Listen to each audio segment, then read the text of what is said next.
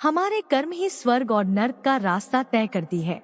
बचपन से लेकर अभी तक हम सभी को यही सिखाया जाता है कि यदि हम अच्छे कर्म करेंगे तो हमको स्वर्ग जाने का मौका मिलेगा, वहीं बुरे कर्म होने पर नर्क में जाना पड़ेगा।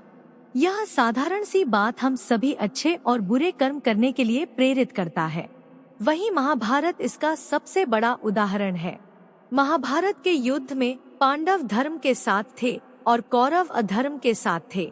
लेकिन क्या आप जानते हैं कि जब पांडु पुत्र युधिष्ठिर स्वर्ग पहुँचे तो वहाँ पर शकुनी, दुर्योधन और दुशासन पहले से मौजूद थे, जबकि अन्य पांडव और पत्नी द्रौपदी नरक में थे।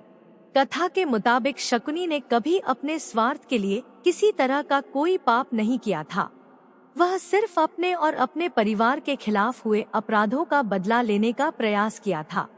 क्योंकि अखंड भारत में गांधारी सबसे अधिक सुंदर राजकुमारी थी और शकुनी अपनी बहन से बहुत प्यार करता था। लेकिन पंडितों ने बताया कि गांधारी के पति की आयु कम होगी, इसलिए राजकुमारी के पिता महाराज सुबल ने गांधारी का विवाह एक बकरी से कर दिया। फिर उस बकरी को मार दिया जिससे कि गांधारी का दोष कम हो जाए।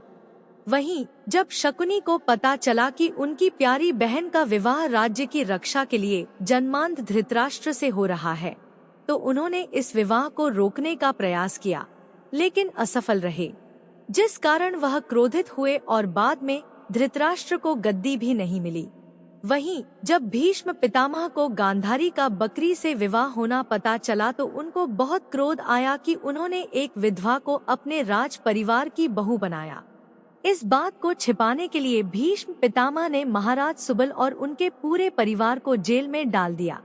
उस समय महाराज सुबल और उनके परिवार को खाने के लिए सिर्फ एक वक्त का खाना दिया जाता था, लेकिन महाराज सुबला और उनके परिवार ने वह खाना भी शकुनी को खाने के लिए दिया, जिससे कि वह उनके परिवार के अपमान का बदला ले सके। इसके बाद शकुनी के परिवार का हर सदस्य भूख के कारण मरता चला गया। तब शकुनी ने अपनी पिता की अस्थियों से जादुई पासे बनाए और परिवार की मौत का बदला लेने की ठानी। शकुनी हमेशा अपने परिवार के लिए जिए और अपने परिवार के खिलाफ किए गए अपराधों का बदला लेने के लिए अधर्म का साथ दिया।